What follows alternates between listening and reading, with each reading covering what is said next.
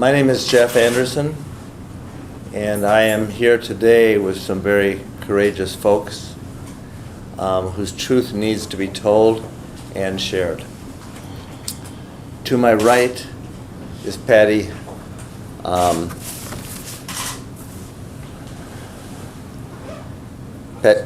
Vasek, and to my left is her husband of, is it 41 years? Ron Vasek. To Ron's left is Father Bob Schreiner. Father Bob is a priest of the Diocese of Crookston. Ron Vasek has been aspiring to be, having been a longtime Catholic, a deacon of the Diocese of Crookston.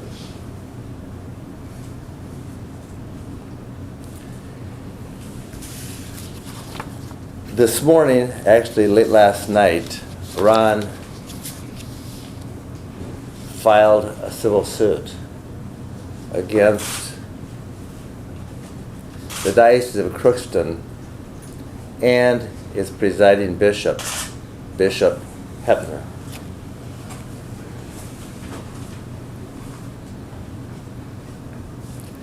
He brought this suit because the truth of what has been done, both past and in the present, needed to be revealed.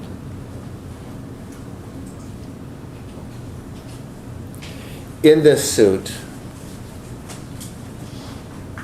a priest of the Diocese of Crookston, long time beloved and in official positions, is named as an offender and a violator of this child, Ron, when he was a youth.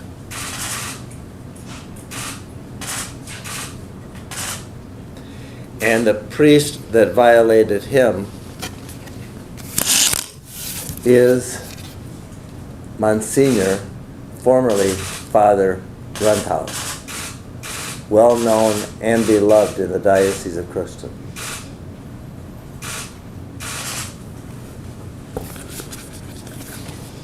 We are here because the abuse of Grundhaus, the abuse of this youth by Grundhaus, was never known or revealed. Until Ron, as a devout Catholic, made the choice late in his life to pursue a vocation as a deacon in the diocese. And he began to consult with some other priests outside the diocese about him becoming a deacon. And he said to them, when I was a teen, I was abused by Father Grundhaus, Monsignor Grundhaus. Do you think, fathers, that will be a problem in becoming a deacon? And they said, you have to tell that. You have to report that. We're reporters, you have to report that. Not long after that conversation with those priests, Ron received a call from the bishop, Bishop Hoeppner. It said the bishop on it.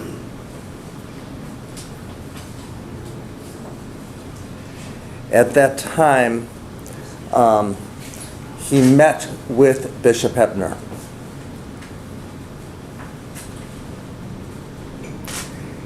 And at that time, he didn't want this to be widely known anymore. But what the bishop told him is, Ron, you must keep this quiet. You cannot tell anybody. It would be terrible for Father Grundhaus. Father Grundhaus was now Monsignor Grundhaus and had been a long-time official in the diocese, a vicar general, a right hand to the bishop. Ron did not tell others and pursued his diaconate, which took and takes 5 or 6 years. The following year, Ron's son became a priest of the diocese. Ron and Patty's son.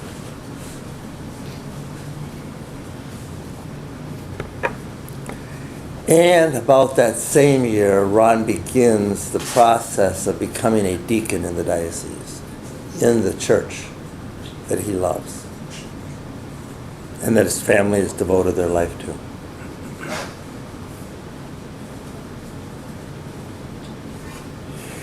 In 2015, our firm, with some courageous survivors, brought a suit against the Diocese of Crookston and the other bishops in Minnesota, seeking and requiring the bishops to disclose to us and ultimately to the public the names of any priests who had ever been accused of sexual abuse of minors.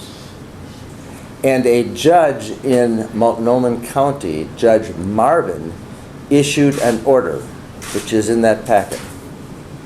And the order says, in August of 2015, Diocese of Crookston, Bishop Hoeppner, keep his picture up, you must disclose the names of every single priest who has been accused of childhood sexual abuse in your diocese.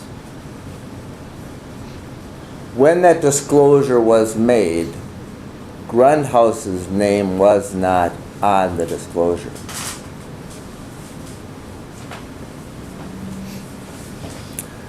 A month and a half to 2 months after that order was issued by the judge to the bishop, and before the disclosure was made, or required to be made, to us, of those names, Ron received a call from the bishop. And the bishop asked Ron to come to his residence. And this is October of 2015. Ron thought it had to do with him and his progress as a deacon, and answered the call to the bishop's residence.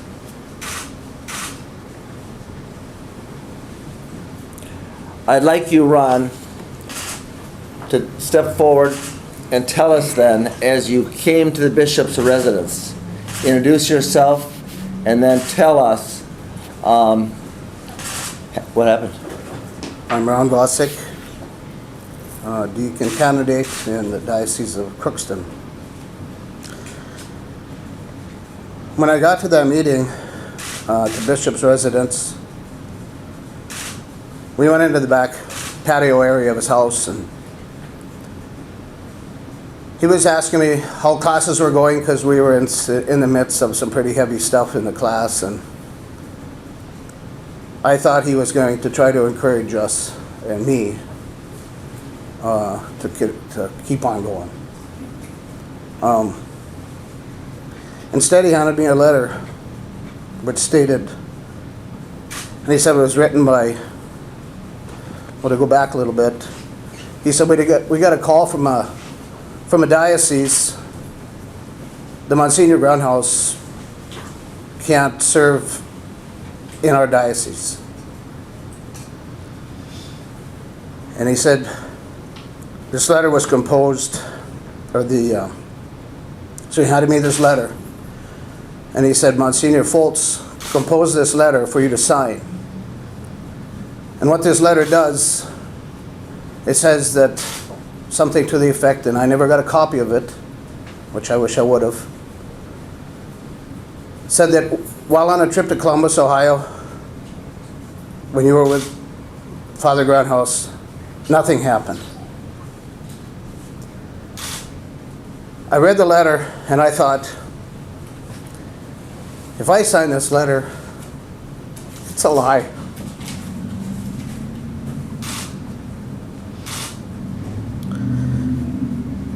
And I knew it was a lie. I couldn't sign that letter. I didn't want to sign that letter at all.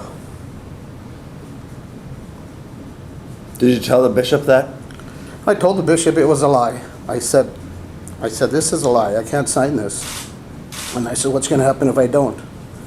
He said, well, we have to clear this up with that other diocese. He said, so we get stuff squared away with Grandhouse. And I asked him again, I said, why should I sign that letter? And he said, if news of this scandal ever came out about Grandhouse, he said, how could I ever ordain you? He said, where would I put you? Who would take you? And then he proceeded to say, and it'd be very difficult for your son, who's a priest in our diocese too. I knew at that moment he was blackmailing me. And my son had just gotten his first parish. And I knew how much he struggled where he had been before, but not being able to be the holy priest that he was.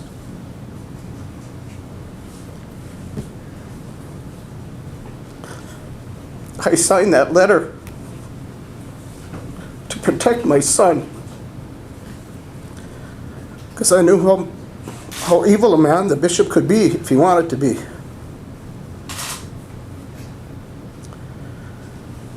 He thanked me for signing the letter. I never did get a copy of it, like I said. He said he was going to go in the vault or something like that. And I left feeling like I had been re-abused all over again. I still at this point had never told my wife or anybody else what happened. My mother was still alive. Monsignor Grandhouse's mother was still alive. My mother thought Grandhouse was one of the boys. That's why they trusted him to take me to Columbus, Ohio. Mrs. Grandhouse was one of the sweetest women I've ever met in my life. I knew how proud we were of our son. And I didn't want to take that pride away from Mrs. Grandhouse. Knowing that her son had done that to me.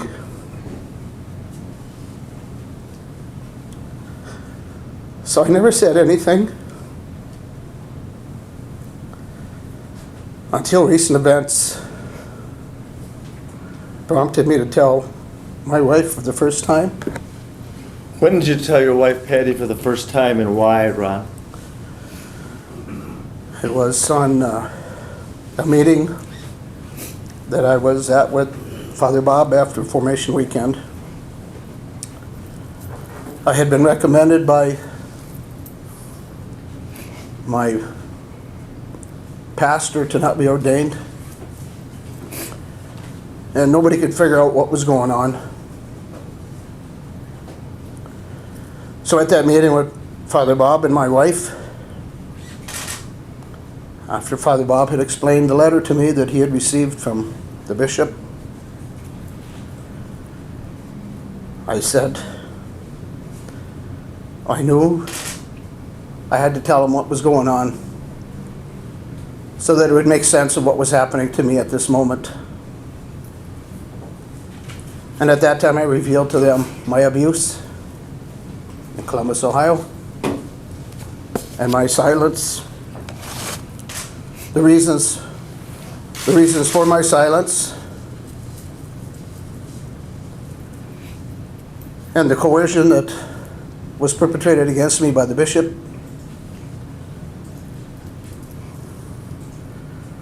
Because I just couldn't take it anymore. I was about to be ordained a deacon in the church that I love and still love.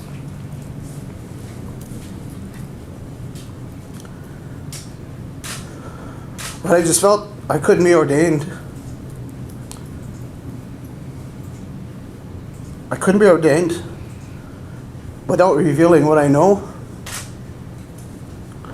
because I'm a man about truth. Anybody that knows me knows that I can be extremely blunt in the truth to a fault of my own. At some point, Ron, as a part of becoming the deacon, the bishop asked you to also take an oath of fidelity and also a profession of faith. And tell us about what that was, and then what role that particular demand placed on your conscience and the burden that you were then carrying and now sharing. Part of the process of being ordained, there's many parts to it, but one of the final pieces is that you sign a profession of faith which says you believe everything the Catholic Church teaches, and you will uphold it. And it went through the profession of faith what the Church teaches, and I to this day never have ever doubted one thing the Catholic Church teaches. One of the sentences in here says, I also firmly accept and hold each and everything definitively proposed by the Church regarding teaching on faith and morals.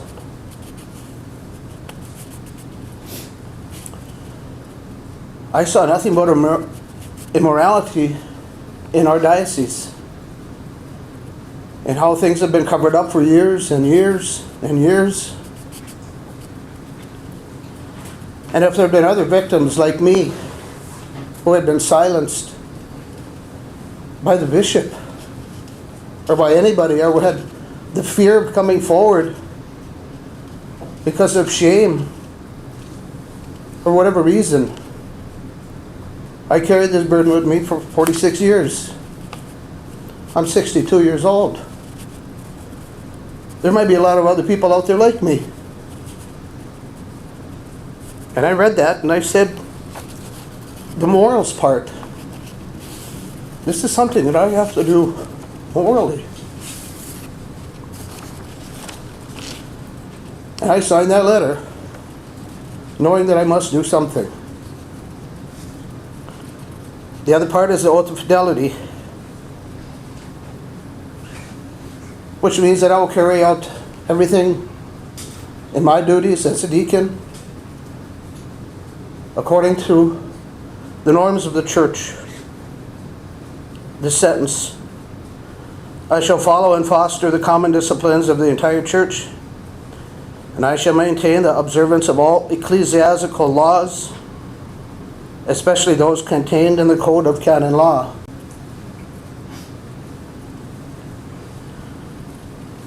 I saw nothing being done according to ecclesial law in our diocese.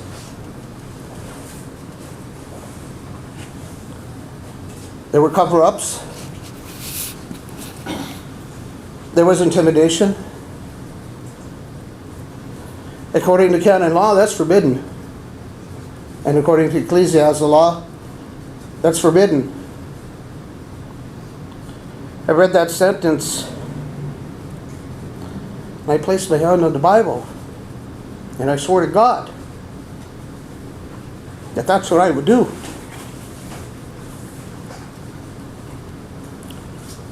As I signed that letter, Bishop Hoeppner was standing 2 feet away from me.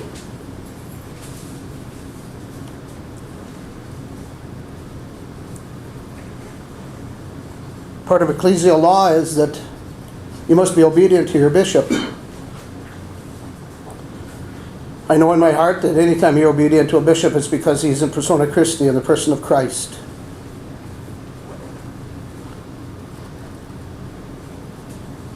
I did not see that in him. And as I signed that oath, I knew in good conscience that I could not kneel before this man and swear obedience to him for who he was. My prayer is that one day I will be able to do that to a bishop that I can trust and who that I feel can uphold the teachings of the church and in all that they say, and especially in what they do.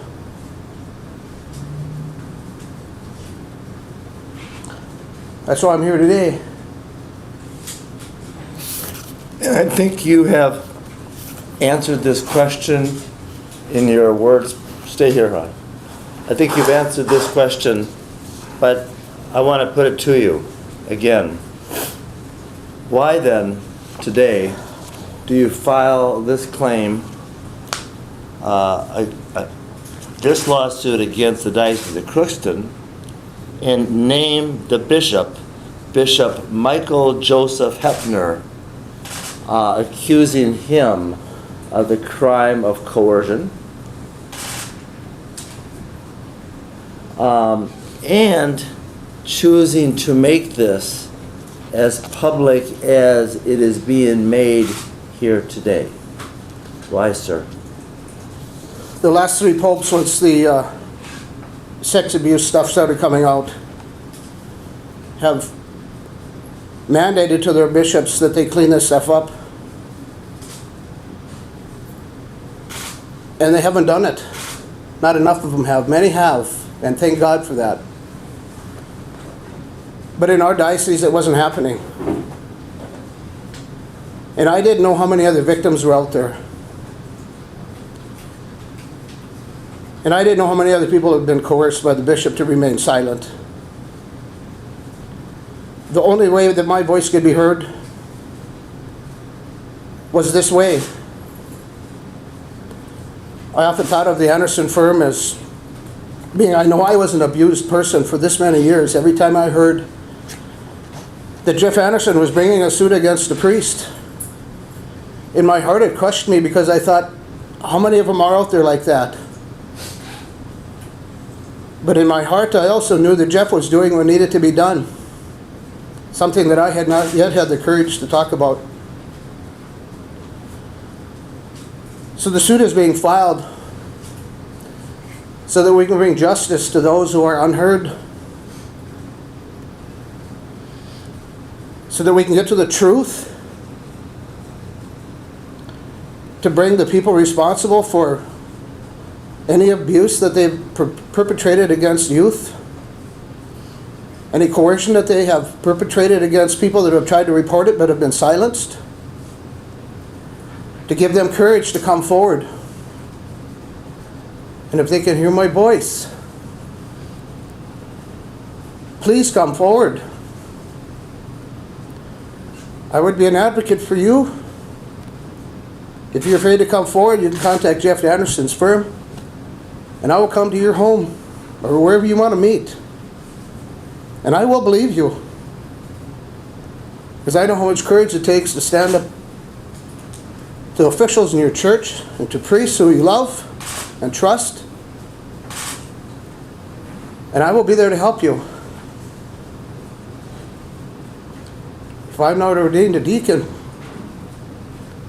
at least I can be a servant to those who have been abused in some way. So Jeff, to answer your question, that's why I'm here. Thank you. And you are a man of the truth and a champion for that. And thank you for that courage. Your wife Patty of 41 years marriage stands with you today. And also Father Bob Schreiner, a priest of the Diocese of Crookston, stands with this family. And Father Bob, would you please kind of just come forward and share with us your perspectives and why you join this family today at this time. Thank you, and with permission, I'd like to read it, and I will, by all means, say so.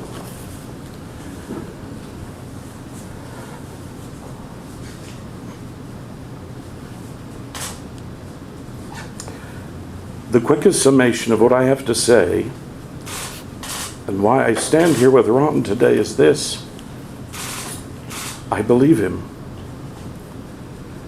I've known Ron and his wife Patty throughout my 28 years of priesthood. I have served with them on retreat teams. I've walked with them as their son moved through his years of seminary to the priesthood. And I have served as the diocesan formation director of the diaconate, walking with Ron these past 5 years of his formation in preparation for ordination. On March 15th of this year, I received a call from Bishop's secretary calling me to a meeting with Ron's pastor and the bishop.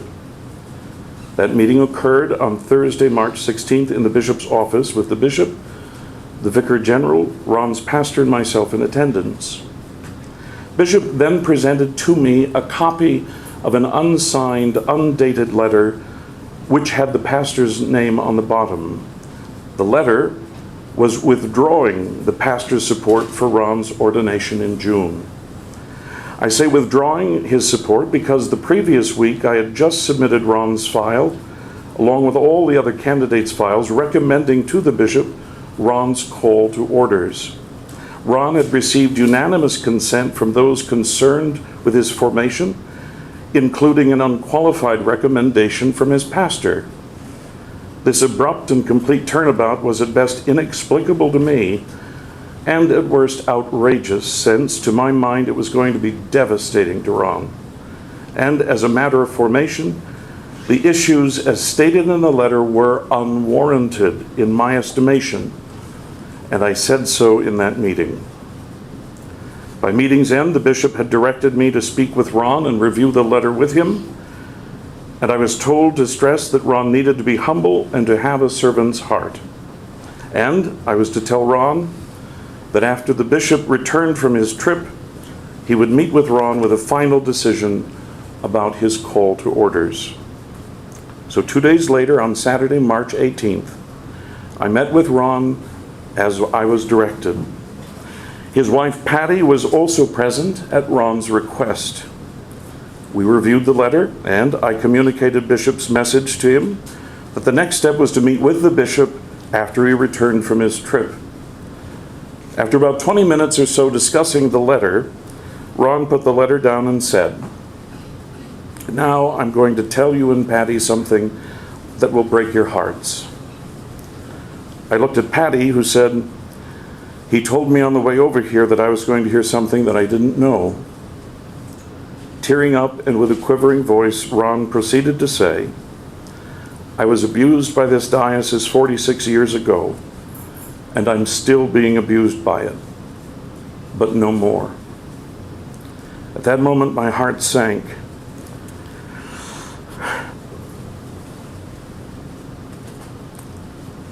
I was pretty certain that I understood what he meant by that first part,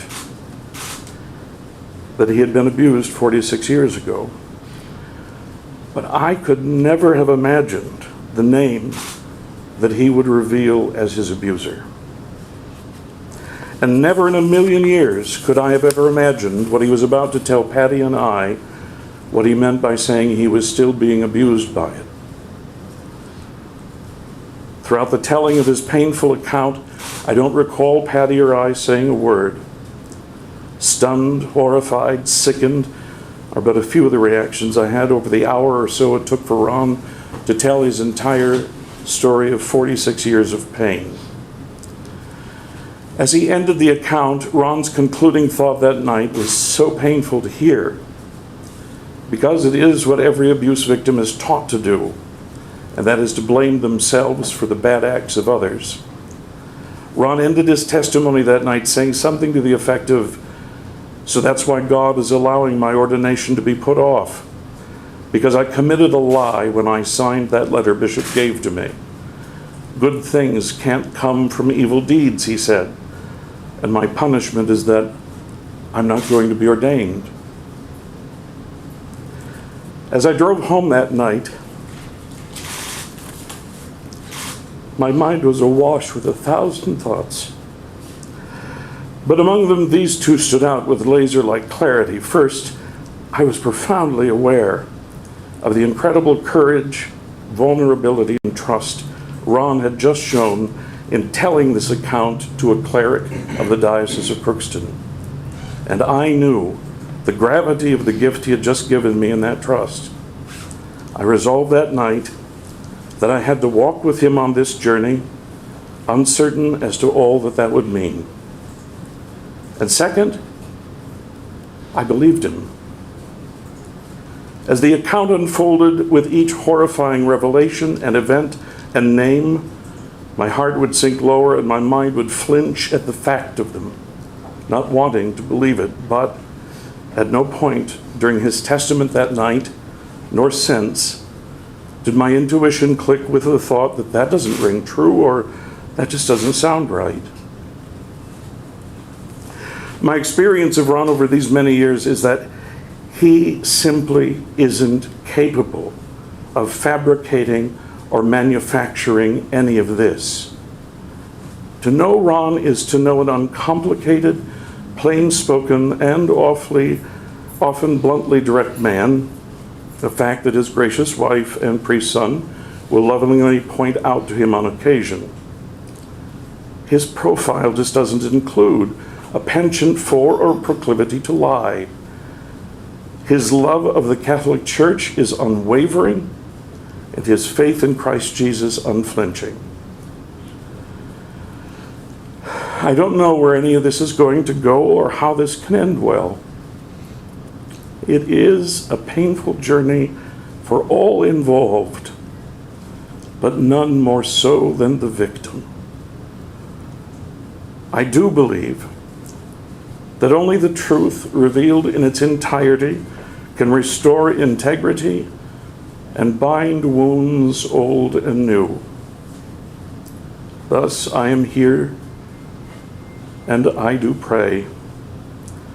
Dear Radiant Lady of Fatima, pray for us. And oh my Jesus, lead all souls to heaven, especially those in most need of thy mercy. Thank you, Father Bob.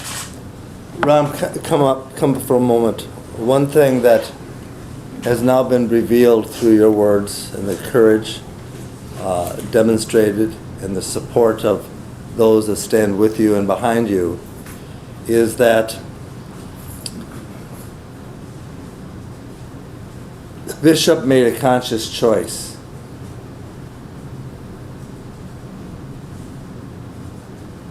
to conceal this truth and to protect one of the top officials of this diocese, his. And when he required Ron to sign the paper that demonstrated the lie, he coerced him into further conflict and a temporary silence. But that was not a lie that could live for long, and that he could carry no further or longer. And so we thank you for allowing us to hear your truth, having the courage to share it today, and know that the heaviness of that unspoken truth, hopefully, can now be somewhat lifted, even though you know not what lies ahead. Thank you, Ron. Father Bob, Patty, to your family and the supporters that you have found in your faith and in this moment of sorrow, but born of courage and truth. Thank you. With that, we are prepared for questions, should there be some. Have any other individuals made claims against Father Grundhaus? No other claims that we are aware of have been made against Grundhaus. We know that Ron made this report years ago to the bishop. We know that the court order required the bishop to disclose Grundhaus's name to us, and it was never done, notwithstanding the court order. We know that this is the first time Grundhaus's name has ever had been revealed publicly, or to the community of faith, or to anybody outside the circle of the bishop. And we also know, therefore, that because Grundhaus did this to others, there's a probability that others are suffering in silence, the same way Ron had to for so many years. And so we know that when a survivor shares a long-held secret such as this, it can give permission to others to share such a secret. We also know that Grundhaus has a long and distinguished career as a priest, a former Vicar General of the Diocese of Crookston.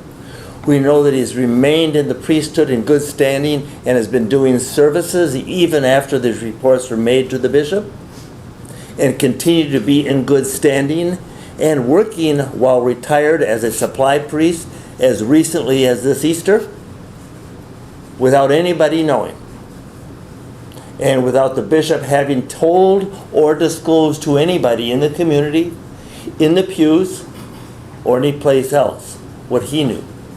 The Grundhaus had been accused by a very credible man. We know that. And what remains to be known is yet to be revealed. But today we know that. And that is wrong. Jeff, so was there any lawsuit against Grundhaus, or did the window for filing claims from decades ago close, and is this a way to get at it by accusing the bishop of coercion?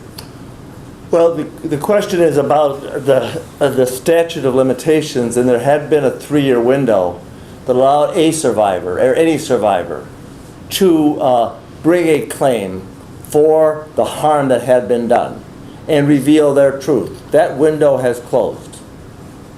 Today's suit and today's action and the choices made by Ron and his family, with the full support of his family, was designed to use the vehicle of this suit against the bishop, Hoeppner, for the practice of concealment of this known abuse and his truth, and then the coercion, which is recent in time, to suppress that truth. And that's his goal, that's our goal, and that's why we're here, and that's why he is making the choice he has.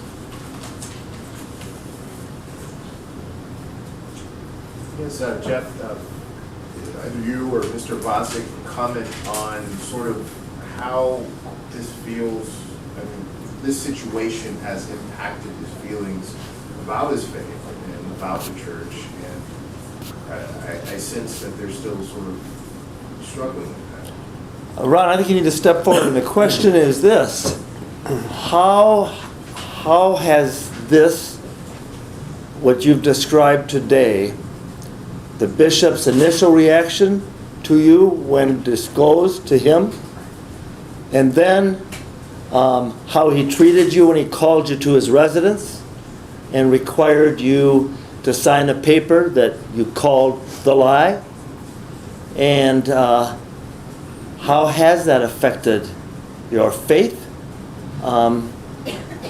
and how are you doing? To answer your question, I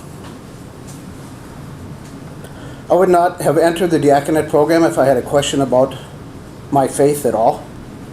Knowing what I knew and knowing what I still had to keep secret, my faith in the Catholic Church has never wavered one bit and never will.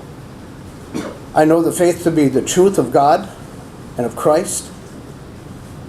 And I've come to learn that more and more deeply as I've studied all the theologies that I've been required to study. The faith has been enriched and enlivened to me and exposed to me more and more, and I love it more and more than I have ever. So I don't want this at all ever to be talked about as against the Catholic Church. This is to purify the men in the church by their sinful actions and their unlawful actions. It has nothing to do with the Catholic faith. It has all to do with men within the corporation part of the Catholic faith. So to answer your question, my faith has never been stronger. I will not waver from it one bit. And it's because of my faith and my trust. When Jesus says to Pilate asked him, what is truth? He was looking at truth and he didn't understand it. There's a lot of people that are running the church that look at truth and don't understand it. My goal is that they will understand truth. The truth will set you free. And that's why I'm here today. And so Ron remains a man of deep faith, no confidence in the bishop as a truth teller, but evidence, both in this claim and the history we now know to be and revealed by him, that the bishop has made conscious choices to conceal and not reveal the truth that Ron has shared with us today with his family. Thank you, Ron. Jeff, there's another question for Father Schreiner from somebody that emailed in, a reporter. Okay. Father Schreiner, would you step forward? And we have, because we're streaming, an email question of you. And the question was, Father Schreiner, are you personally concerned about any repercussions for your support of Ron today? Let me repeat the question. The question to you, Father Bob, is by reason of you appearing here today with this family, personally concerned about repercussions on you from the bishop and the hierarchy for you appearing here today? The only peril I fear is my soul's. And that integrity has to go forward if I'm ever going to shepherd a parish. So I have to be here because it's the truth that I believe in, Ron. The rest will fall as it may. Thank you, Father Bob. Thank you, Ron. Thank you, Patty. And to all those who stand with you, and all the survivors on whose shoulders you stand and we stand today in sharing the painful truths of the past. And in gratitude to you and them, we all stand and speak. Thank you. Thank you. Thank you.